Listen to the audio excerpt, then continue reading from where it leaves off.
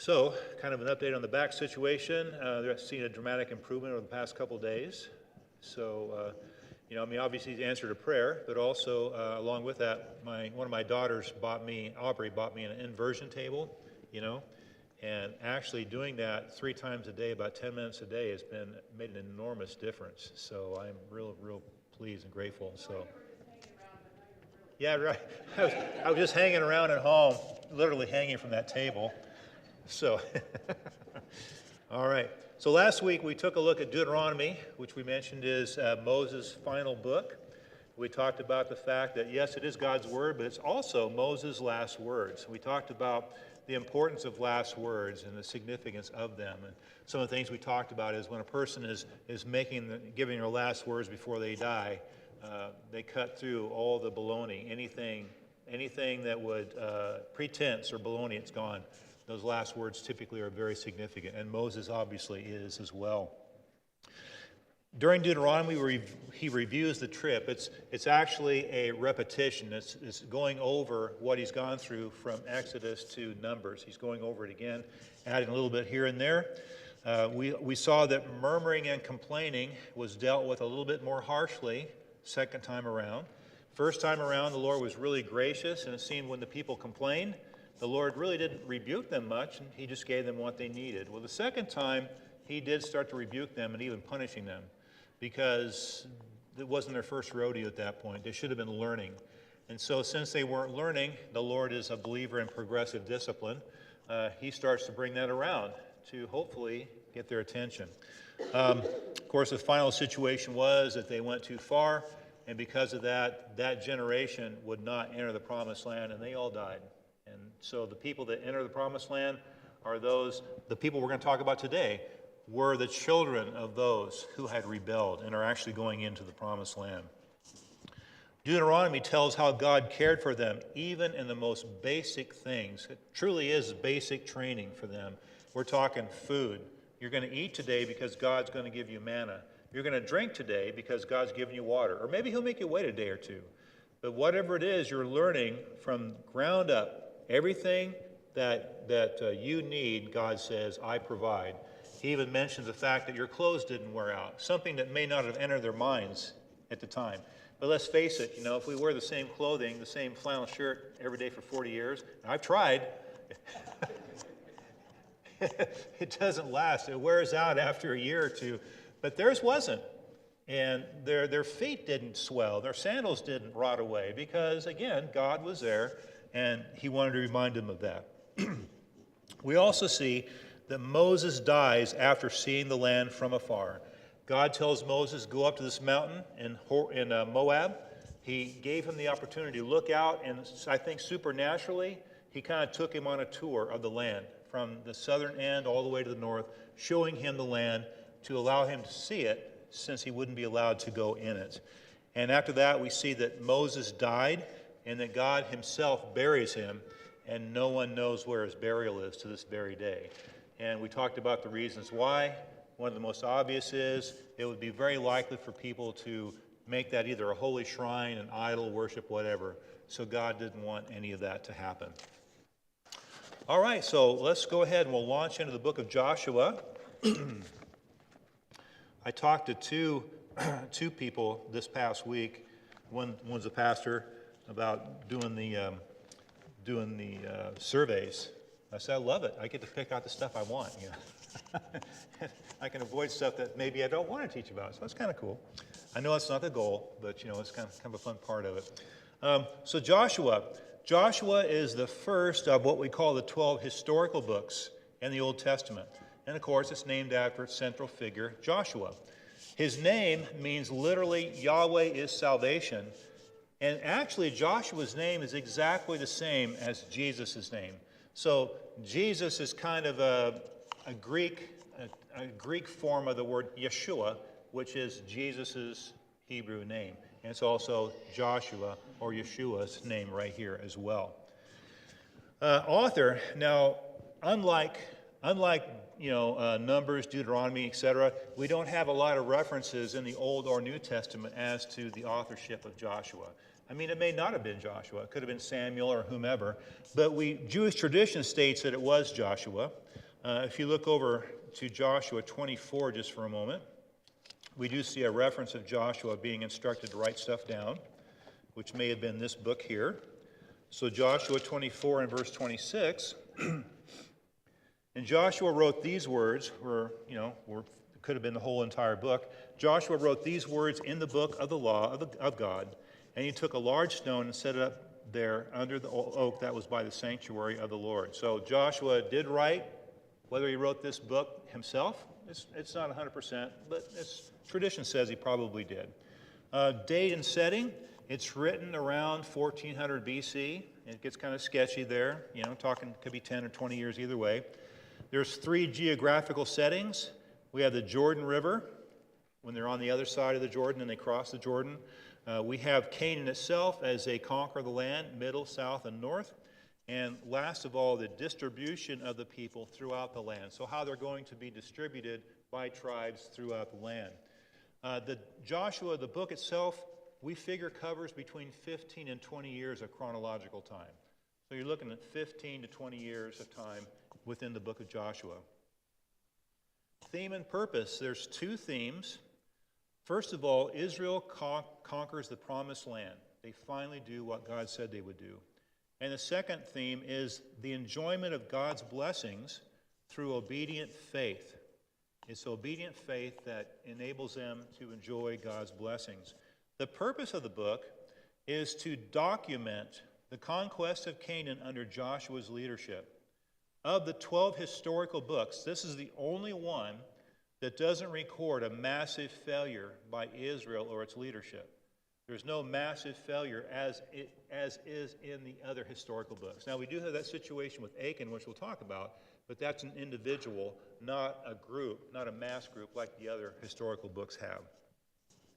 Where Christ is seen, we see Christ seen in Joshua himself, which again is the word Jesus. Yahweh is salvation. And we also see Christ seen in the commander of the army of the Lord, which we'll talk about. And maybe even the scarlet cord that's let out of Rahab's window. You could kind of look at that as being a kind of a type of Christ in a sense. 2 main divisions. We have the conquest of Canaan from chapter 1, verse 1 to chapter 13, verse 7. And then the settlement of Canaan from 13:8 to 24:33. So from there, we'll go right into the survey. We'll take a look at Joshua chapter 1. And I'll read verses 1 through 2, and then actually 6 through 9. Now it came about after the death of Moses, the servant of the Lord, that the Lord spoke to Joshua, the son of Nun, Moses' servant, saying, Moses, my servant, is dead. Now therefore arise, cross this Jordan, you and all this people, to the land which I am giving to them, to all the sons of Israel. And then skip down to verse 6. Be strong and courageous, for you shall give this people possession of the land which I swore to their fathers to give them. Only be strong and very courageous. Be careful to do according to all the law which Moses my servant commanded you. Do not turn from it to the right or to the left, so that you may have success wherever you go. This book of the law, referring to the Pentateuch, I believe, this book of the law shall not depart from your mouth, but you shall meditate on it day and night, so that you may be careful to do according to all that is written in it. For then you will make your way prosperous, and then you will have success. Have I not commanded you? Be strong and courageous. Do not tremble or be dismayed, for the Lord your God is with you wherever you go. Okay, so we're looking at God's charge to Joshua. Okay, first of all, he tells him that Moses is dead. Why does he have to tell him that?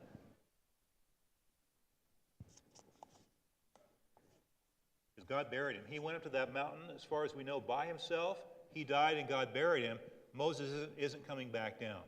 So God has to tell Joshua, Moses, my servant, is dead. Oh, so now the transition is taking place. We see that obedience equals success. And also note in three times in that short passage, Joshua is told to be strong and courageous. So when God tells you something 3 times, he'd like you to remember it, right? That's kind of the thought of that. And also, it's an encouragement to Joshua. Let's face it, Joshua has an enormous responsibility. I mean, I think about Pastor Jason's responsibility and Pastor Justin, and the elders leading this church. And it is an awesome responsibility. But we're talking about 2 to 3 million people, and he's going to lead them into battle in which either you'll be successful and prosperous, or you're going to die. So there's not too much middle ground there. So it's an enormous responsibility, and perhaps God is quieting a little bit of angst that he may be having. Be strong and courageous, Joshua. Resolve to do this, and I'll be with you. So he tells him 3 times to be strong and courageous. Verse 6, because God will give them this land. Joshua, be strong and courageous. I'm going to give you this land. Second of all, verse 7, be strong and courageous. Obey the word that I give to you. Now, how can obeying the word, what would make that strong and courageous? Or how could you be strong and courageous to do that?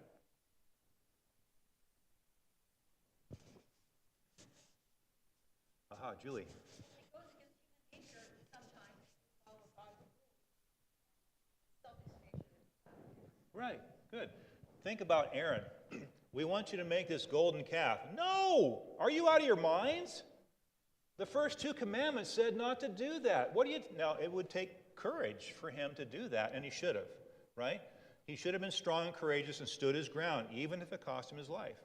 So it sometimes is an act of courage to stand for the word of God. And so Joshua's told that. And last of all, in verse 9, again, don't be afraid. Don't be scared, Joshua. I am with you. Flipping over to chapter 2, we see the progression here, verses 1 to 4. Then Joshua, the son of Nun, sent 2 men as spies secretly from Shittim, saying, go and view the land, especially Jericho. So they went and came into the house of a harlot whose name was Rahab, and lodged there. It was told the king of Jericho, saying, behold, men from the sons of Israel have come here tonight to search out the land. And the king of Jericho sent word to Rahab, saying, bring out the men who've come to you, who have entered your house, for they have come to search out all the land. But the woman had taken the 2 men and hidden them, and she said, yes, the men came to me, but I did not know where they were from. Okay, so we see spies are sent. Now, initially when you see that, does that strike you as a good idea? Yes or no? Okay, see what your enemy might be doing. Reconnoiter so you can see where you need to go. Is there any way that might not have been a good idea? Peggy? Have faith and just go? Okay, good. Dave? 40 years. Exactly right. I love your math. Right. Yeah. Last time we sent spies out, it didn't end very well. So this time he does just send out 2. He doesn't send out the 12, and so maybe, yeah, I'm being a little facetious, but not completely. But it was a good idea, obviously. We also talk about Rahab. What kind of character would Rahab be expected to have?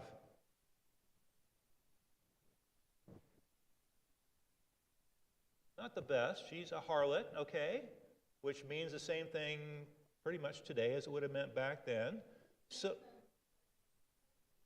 she's made some poor choices. Now, on the other hand, there is a possibility she had no real choice. We talk about women back in that day. You don't have a male leadership. I mean, sometimes it, humanly speaking, out of necessity. Dave. Part of the what system? Okay. Oh, that's a good point. I didn't think about that. Yeah, she might have been part of the religious group because of temple prostitution, which sometimes happens. Oh, good. That's a good point. Anyone else? I guess my point is, again, humanly speaking, you wouldn't expect a whole lot out of this person. You wouldn't expect high morals or high conduct. You wouldn't expect a religious faith unless she's, as Dave mentioned, is serving in that temple, so to speak. But yeah, you wouldn't expect that. But she's rather amazing. In verse 8, now before the men lay down, she came up to them on the roof. And she said to the men, I know that the Lord has given you the land, and the terror of you has fallen on us, and all the inhabitants of the land have melted away before you. For we have heard how the Lord dried up the water of the Red Sea before you when you came out of Egypt, and what you did to the two kings of the Amorites who were beyond the Jordan, to Sihon and Og, whom you utterly destroyed. When we heard that, our hearts melted, and no courage remained in any man any longer because of you. For the Lord your God, he is God in heaven above and on earth beneath. Now therefore, please swear to me by the Lord, since I've dealt kindly with you, that you also will deal kindly with my father's household and give me a pledge of truth. We see that Rahab is an amazing person of faith. She is not what she appears to be. Now, how do we know that she has this kind of faith?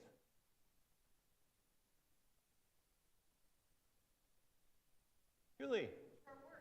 Her works. What did she do? Right? What's one thing that she did that especially tells you that she believed what she was saying? Peggy? Okay.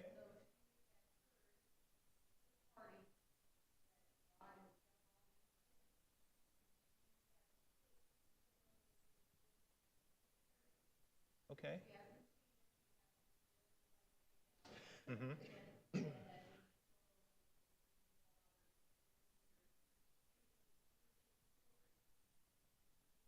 Right. She's heard these stories and she believes. How so? By lying. That if they found out that she was lying, Right. By lying. And what else did she do? Oh, you know what? I didn't read the verse. In verse 6, that's what I was looking at. But she brought them up to the roof and hidden them in the stalks of flax which she laid in order. So that's the act I'm looking at especially. She hid them. She did lie. She hid them. Now, if the king were to burst into her living area and find them, what's going to happen to her? Right, she's dead. They'll kill her. So she is putting her life on the line. Her faith isn't by words only. Her faith is by deed. And then you see, and she says, I know, we have heard, we're afraid. In her conclusion, in verse 11, for the Lord your God, he is God in heaven above and on earth beneath. I mean, this is amazing because she had to, like Peggy mentioned, she had to have heard this by word of mouth. I mean, they didn't have, Facebook was in its infancy back then, right?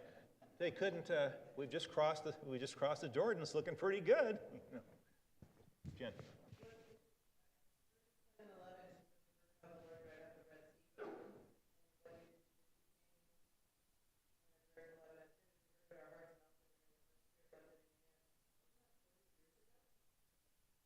Yeah, that's true.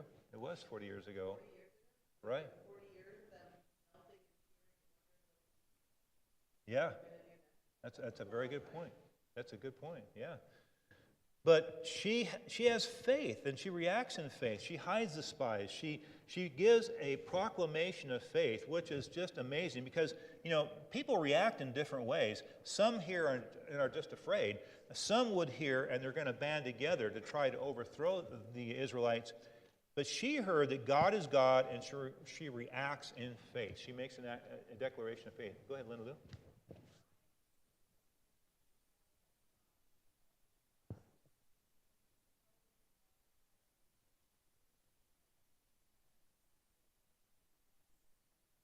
Right.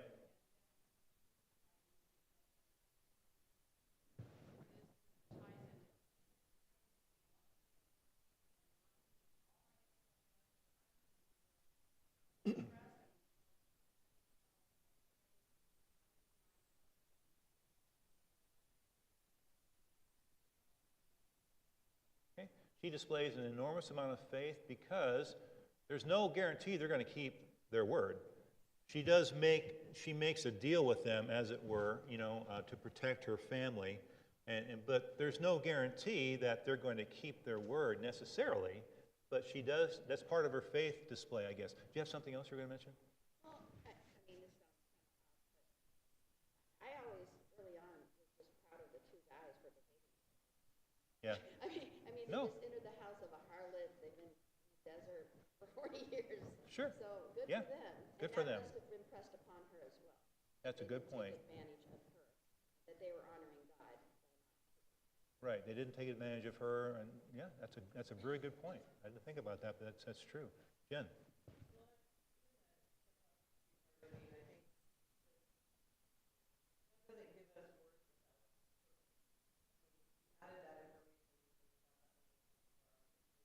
Yes.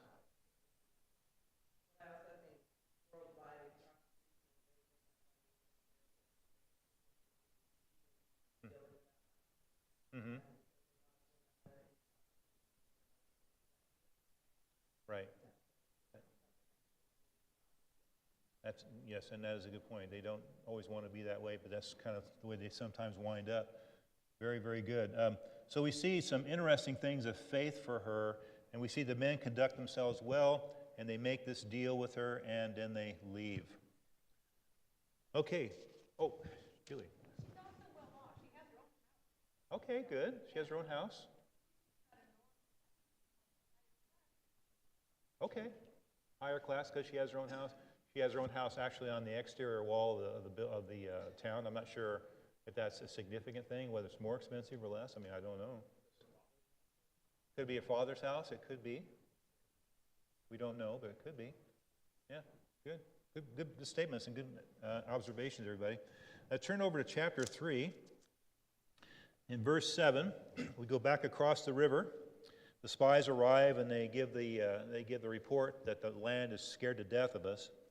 Now the Lord said to Joshua, "This day I will begin to exalt you in the sight of all Israel, that they may know that just as I have been with Moses, I will be with you." And you say, okay, well, how will you do that? Well, over in verse 14. So when the people set out from their tents to cross the Jordan with the priests carrying the Ark of the Covenant before the people, and when those who carried the ark came into the Jordan, and the feet of the priests carrying the ark were dipped in the edge of the water, for the Jordan overflows all its banks all the days of the harvest. That's something to keep in mind, by the way. This is during harvest. The waters which are flowing down from above stood and rose up in one heap a great distance away at Adam, the city that is beside Zarethan, and those which were flowing down toward the sea of the Arabah, the salt sea, were completely cut off. So the people crossed opposite Jericho.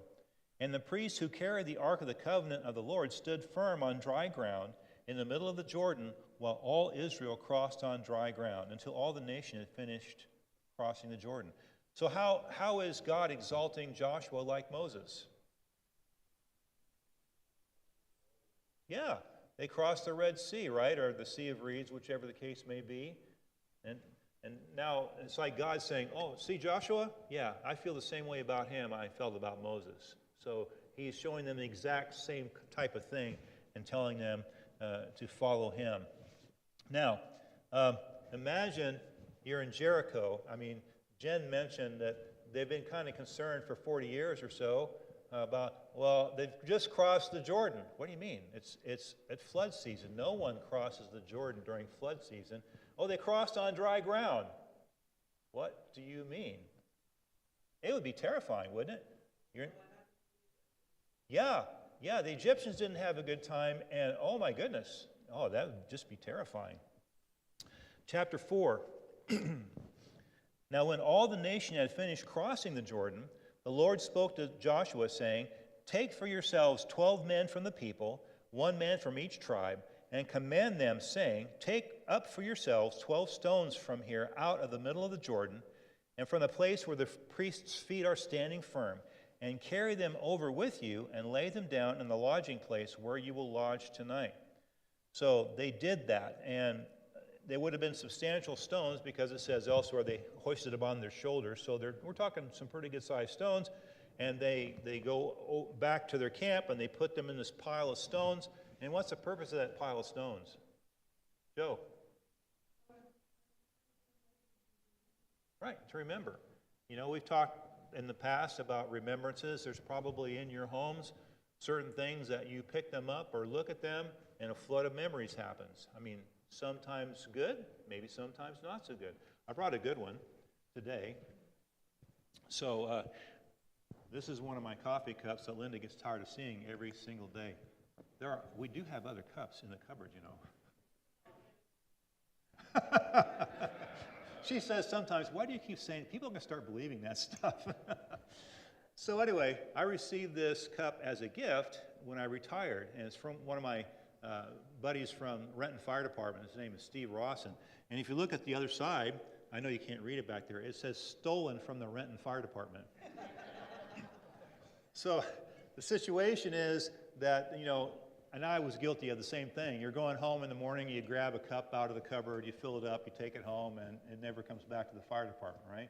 So somebody had that bright idea, we'll see how many people have these cups in their house, right? So it's stolen from the Renton Fire Department. So I look at the cup, and I automatically think of Steve. I think about the training division. So this flood of memories comes through me every time I just have a cup of coffee. In fact, the first day of my retirement, I had Linda take a picture of me. I'm sitting in my robe, I'm leaning back with my cup like this, and I sent that picture to the department because they were having a great big meeting. So my message was, happy first day of retirement for me, So. Anyway, but it's a cool remembrance. And same thing, the idea would be that if you're walking along the Jordan River, you see this pile of rocks, oh yeah, this is where the people came across. It really did happen. And another thing, too, is they may not have known it, but God knows. Skeptics question everything. Oh, did they really cross the Jordan? Did they really cross the Red Sea? Yeah, here you go. So God provides historical evidence, 25,000 of them so far, archaeological evidences, that His Word is true and that these things really happen. It's historical truth. Julie? Well, and I think they forgot the first time they crossed that God is faithful. And the hardship of the wilderness, they forgot. And Could be. now God's saying, remembrance is important. Yeah, it is important. And as you go through those hardships, remembrance back on the right track. Back on the right track. Yeah, exactly. There's remembrances all throughout the Bible, and we have this one here. Good job. Okay, in chapter 5, we see some unfinished business. Now, it came about when all the kings of the Amorites who were beyond the Jordan to the west, and all the kings of the Canaanites who were by the sea, heard how the Lord had dried up the waters of the Jordan before the sons of Israel until they had crossed, that their hearts melted. There we go. Yeah, their heart melted. They're terrified. And there was no spirit in them any longer because of the sons of Israel. I mean, you'd be thinking, if this God can stop the rivers, thanks, Julie. At that time, the Lord said to Joshua, make for yourself flint knives and circumcise again the sons of Israel the second time. So Joshua made himself flint knives and circumcised the sons of Israel at Gibeah Haraloth. And the reason why is because those who had been born after they entered the wilderness had not been circumcised. Now, does this story sound familiar from anything we studied earlier? This is what happened to Moses. Remember back in Exodus chapter 4, he was commissioned by God. He's going toward Egypt with Zipporah and his sons, and God appeared and was about to put Moses to death. We don't know exactly what that looked like. Was he deathly ill? Was the angel of the Lord with a sword or whatever? We don't know. But Zipporah herself had to circumcise that son. And the thing was, you say, well, why? Because leaders are not exempt from the law. In fact, leaders should be exemplary in their observance of the Word of God. You can't expect to have God's blessing if you're a hypocrite. God says, I want these things to be done, and if we do them, we can, expect His blessing, or at least not receive discipline. But if we don't do them as leaders, then the Lord is going to discipline us. There's no question about that, right? Dave? Right. Strategically, humanly speaking, not the best time, right? Yeah. It's going to take over a week, for them to heal up and be ready to go to war, if not longer than that. So, yeah, they could be attacked at that moment.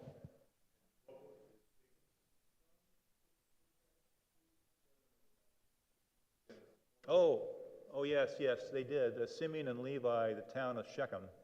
Yeah, they killed the whole town by getting them to agree to do this. Yeah, good point. Good, yeah. But they did it. They obeyed.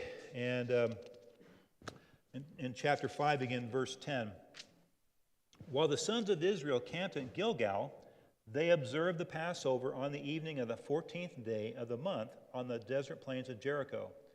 On the day after the Passover, on that very day, they ate some of the produce of the land, unleavened cakes and parched grain. The manna ceased on that day after they had eaten some of the produce of the land, so that the sons of Israel no longer had manna, but they ate some of the yield of the land of Canaan during that year.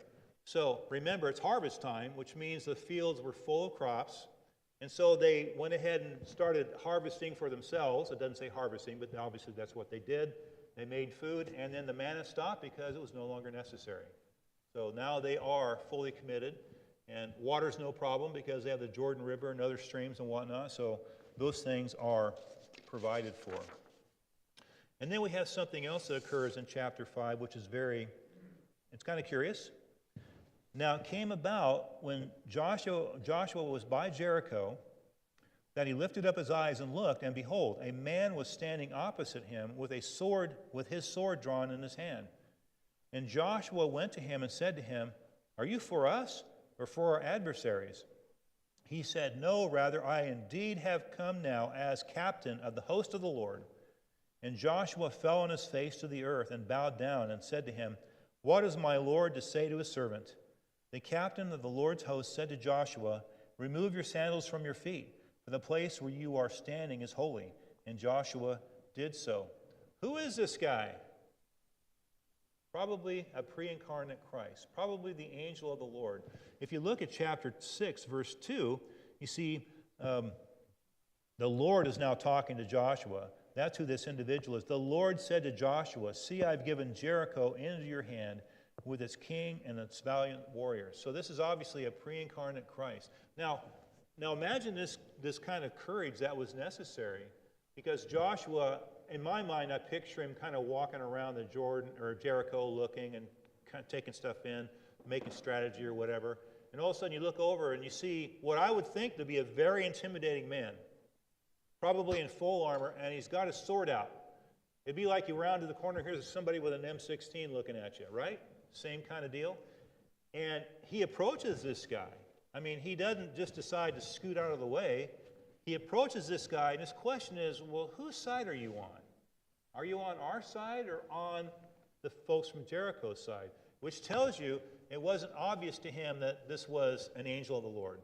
He probably had the appearance of a very intimidating warrior, but it wasn't obvious that he was an angel of the Lord. So he asks the Lord, or asks the commander, and he identifies himself, and right away Joshua recognizes him as deity, because it says he bowed down, and he says, "What does my Lord want me to do?"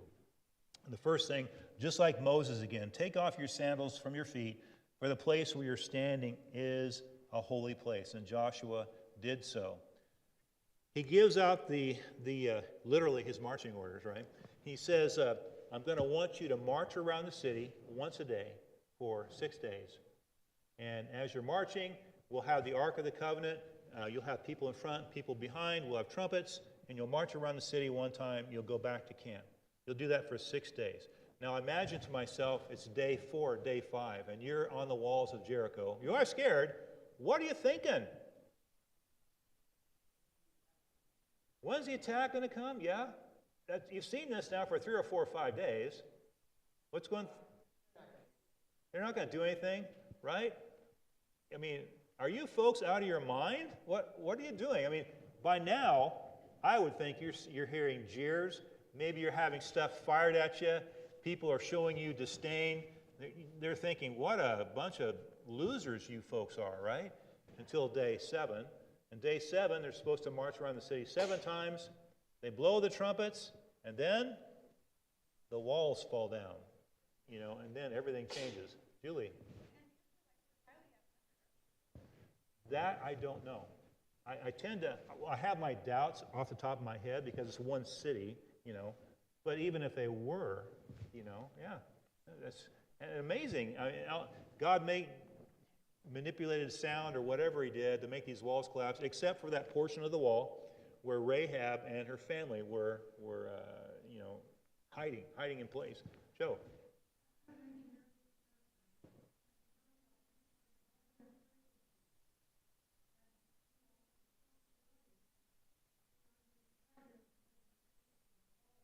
Yeah. Right. So my engineer friends I see another engineer friend getting ready. No, you're exactly right. I just don't want to go too far over my head, which is, I think I'm there now. Anyway, so the idea is sound frequency can be a weapon. And sound frequency can actually cause massive damage. It could cause collapse. It could cause stuff to vibrate in such a way that it becomes unstable and just falls apart. And yeah, there you go, the Tacoma Narrows Bridge, Galloping Gertie, right?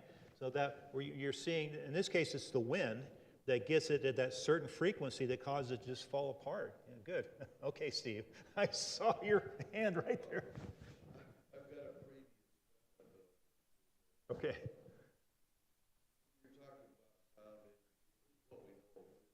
Right.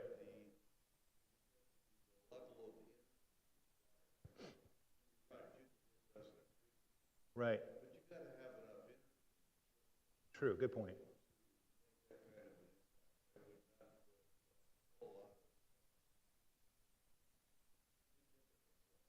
Okay. Sure.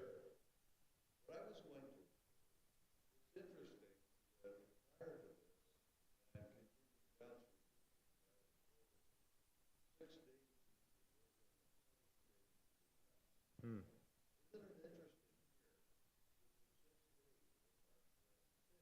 Mm-hmm.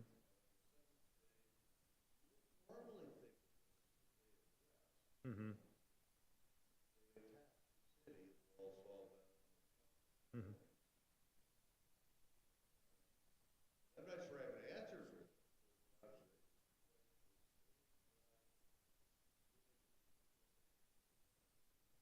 That's a good question. So the question is, they're basically attacking the city, I believe, on what would be the normally day of rest. So is there something that God is telling us that's a little bit deeper than just that fact?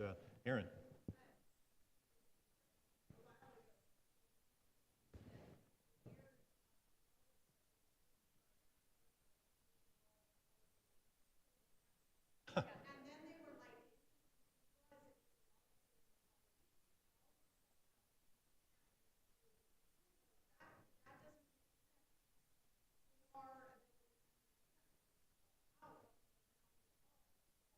Right. Okay.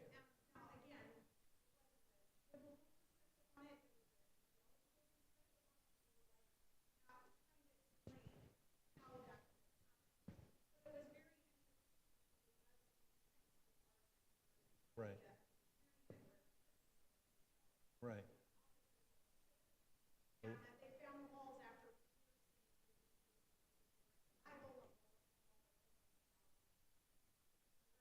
Yeah.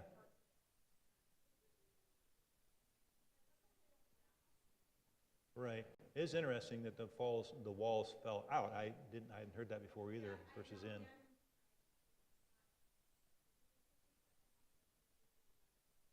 Right. Right. Right. No. Does anyone have an idea as far as what Steve was saying? I mean, I don't know why the Lord would choose to do it that way. I mean, he could do whatever he wants, and it's right because he does it. But any thoughts on that? Ken?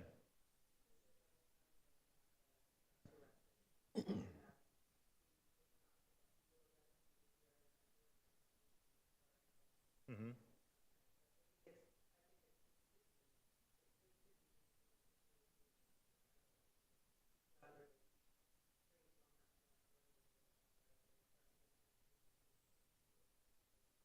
Okay. Okay. Good, good. Julie?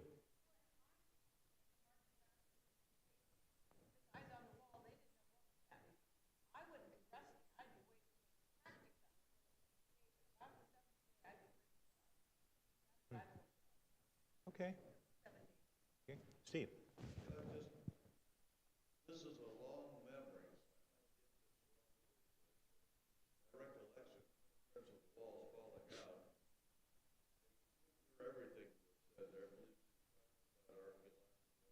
Mm-hmm.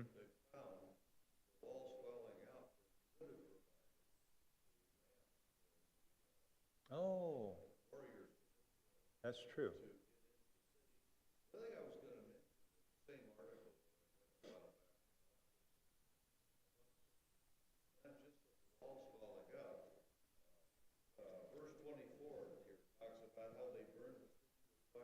Mm-hmm.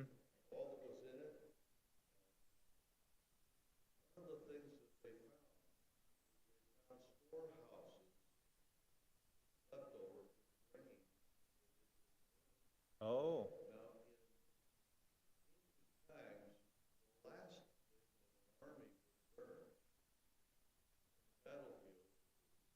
that's right.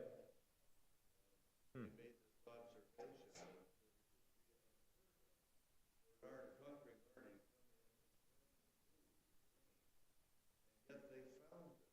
Mhm.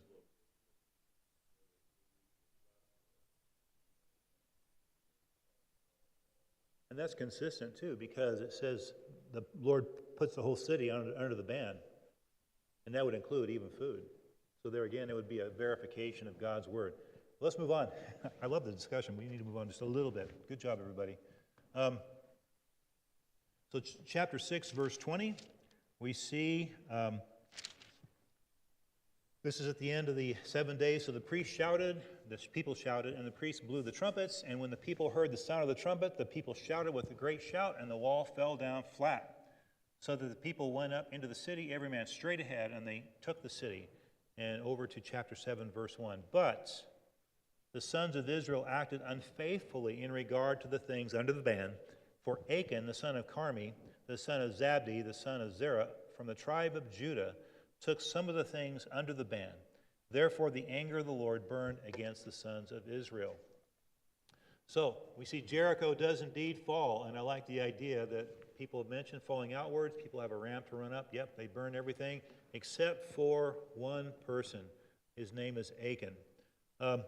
So we know that Achan, he stole some gold, he stole some a raiment, and I believe one other thing. He hid them in his tent. And what effect did this sin by this one person have upon the whole group? Yeah, the very next battle was the city of Ai, which they said, it's a small city, send 2,000 or 3,000 people, it's no big deal, right? And they got thumped. It says 36 men were killed during that one encounter, and it probably would have been much higher, but they were fleeing, they were running. So you're looking at least 36 men who died because of one man's sin.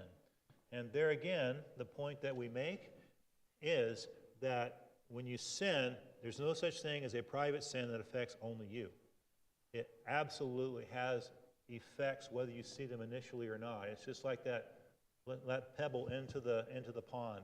You have a ripple effect that occurs. 36 men would not have died had Achan not done what he did. But 36 men did. So our sin has an effect upon others. It never is just us. And the reason why is because there's God. There's God, and he sees. I think that sometimes you hear about religious leaders falling, which we do occasionally, and I think one of the main reasons is they forget that. You'd think they could never forget. There's a God who actually sees everything, not only that I do, everything that I think, everything that I say, everything is open before him. And because that's true, ought I to do this stupid thing? They forget that, and we all can be guilty of that. So we know that the Lord used a selection process whereby they drew lots, as it were. They got down to the tribe of Judah. They got down to Achan's tribe, and then there's Achan in front of them. And Joshua puts him under oath. Tell me what you've done. Yes, it's true. I did this. And of course, it cost Achan's life. It also cost the life of his family because they were complicit. It says that they were also stoned to death and also burned. Okay, so this was a really terrible event. Now, I wondered to myself, what if Achan had heard the charge initially that somebody had done this, and if he would have walked forward and confessed right there? Look, it was me. I did the wrong thing. Please forgive me. I mean, would he have gotten a pardon? We don't know, maybe. But certainly he didn't get one when they had to go through the whole process, and then it's like, there you are, Achan, what now? At that point, there's not going to be any forgiveness, as it were. Okay, chapter 9.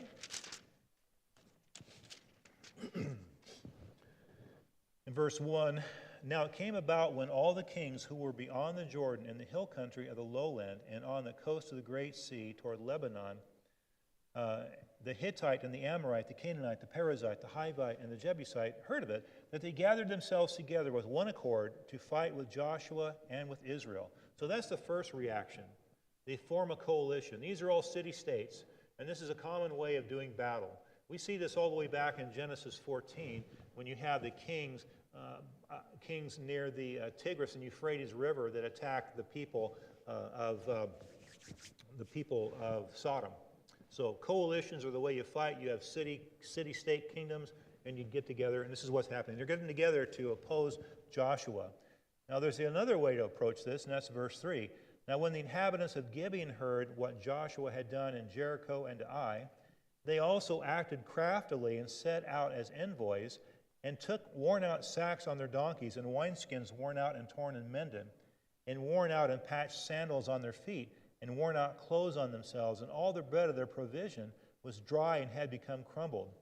They went to Joshua to the camp of Gilgal and said to him and to the men of Israel, "We have come from a far country, therefore now make a covenant with us." Okay? So you have this group of people come walking in. They look like they've been walking for a good long time. The food is falling apart. The wineskins are all worn out. They have every indication that these people have been on a long journey, and they say they want to make a covenant with them. Now, you say to yourself, why would that happen? I know why it happened from the Gibeonites' perspective, but Moses had said that people will hear of your fame, and they will come and want to make a covenant with you. So this is almost, in a sense, fulfilling what Moses said in their minds, in the Israelites' minds. So the Gibeonites, they're there to save their lives. They're going to do this ruse, and so they do. Now, there is a sense in where there's almost a little bit of faith involved with them, too. I don't mean like salvific faith, but there's a little bit of faith involved with the Gibeonites. And how would that be indicated? What's to guarantee they're going to keep their word? Make a covenant with us. Okay. Oh, you lied. You nullified what you said because you lied, essentially. There's no guarantee, but they must have thought this is their only hope, so this is why they chose to do whatever that they did. They used deception. So there is a missing piece to this whole thing. They're talking, communicating, and verse 14. So the men of Israel took some of their provisions and did not ask for the counsel of the Lord. How many times, don't show your hand, how many times have we screwed things up because we forgot to ask counsel of the Lord? Because we didn't just stop for a moment. Oh, by the way, Lord, this is my idea. I think it's a good idea. What do you think? They wound up in a mess. And they wound up that Gibeon and the surrounding area, they make a covenant with them, and they don't attack them. In chapter 10, I'm going to have to move along a little bit here. In chapter 10, we see that there is a group of of Hittites, etc., in the middle of the country. They decide to attack Gibeon because Gibeon's made this treaty with Israel. So they're a bunch of traitors. They're going to combine with Israel against them. So they're going to attack Gibeon and destroy them in chapter 10. Probably viewed as traitors. It's interesting, too, because we see that Joshua responds to their plea for help.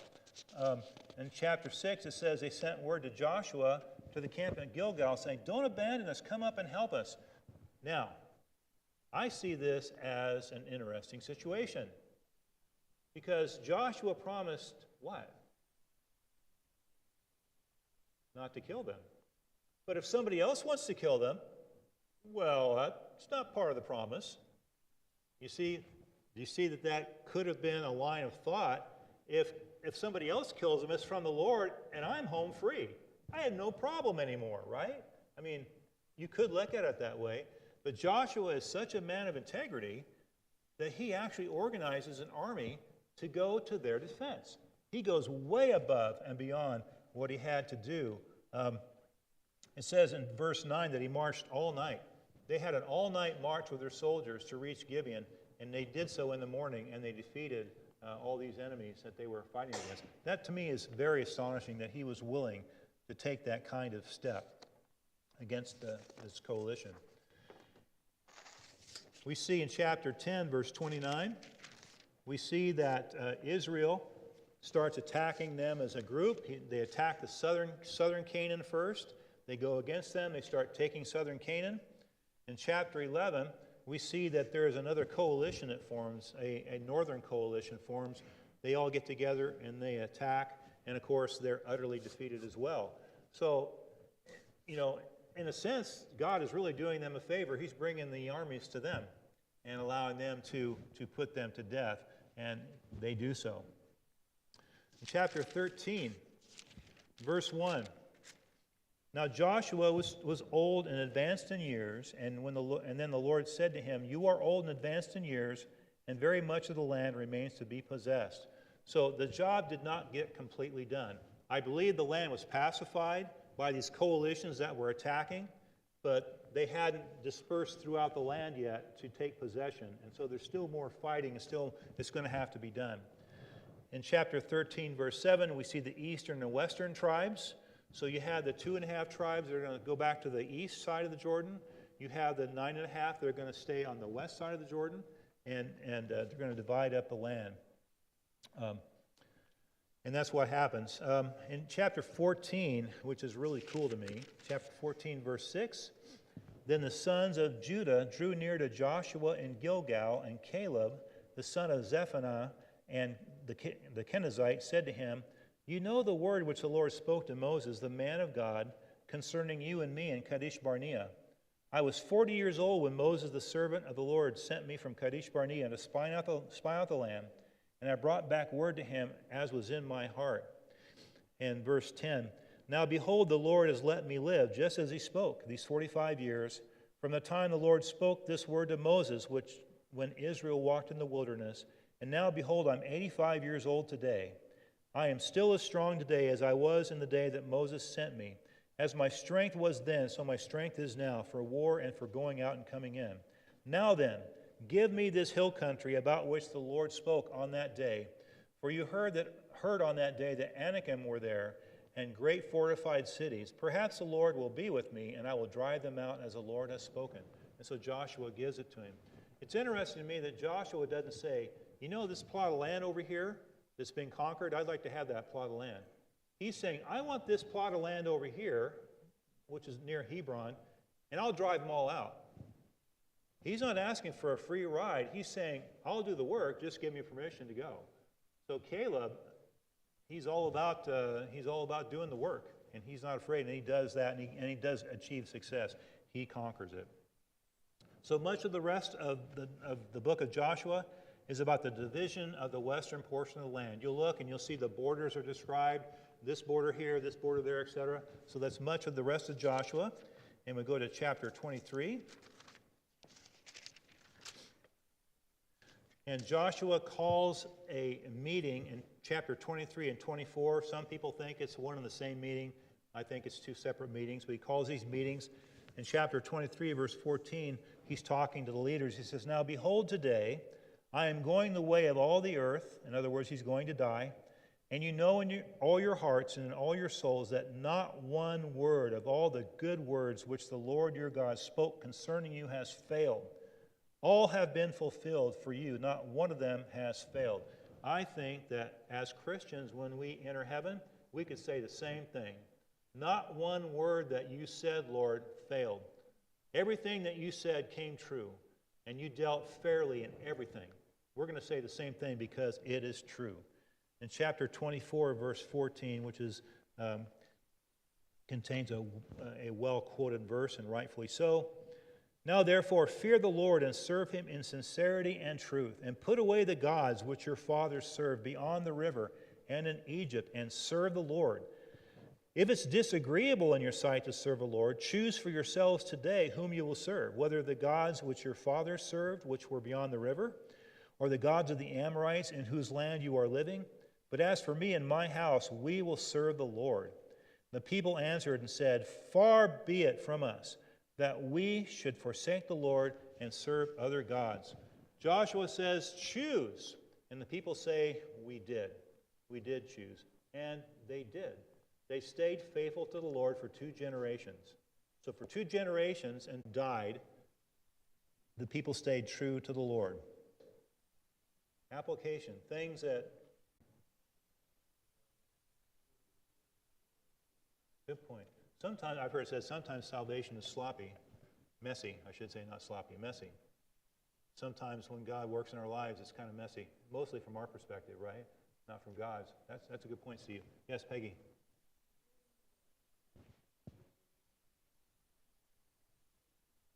That's right. Fear the Lord, obey his word, have faith in him. He is true. Absolutely right. Good, good, good. I have down that God, again, loves to forgive. Rahab, the Israelites, and the golden calf. Really? Yeah. God loves to forgive. He's in charge. And also, one person's disobedience affects more than just that one person. It's a good thing to remind ourselves from time to time. It's not just us. So, thanks, everybody. Heavenly Father, thank you for our class, for the opportunity for us all to learn. Thank you for your word, which is truth, which is, it's never ending. The truth is never ending. The encouragement, the joy, the peace, Lord, how good you are. There's no one like you. Father, I pray that you'd remind us and help us to have reminders in our lives to follow you as we should. Father, please be with Jose and the worship team, and may hearts be open to worship you and to hear your word. Pastor Jason, as he preaches, Lord, may you open our hearts to hear your word through him, that we might grow and mature more in you. We thank you in Jesus' name. Amen.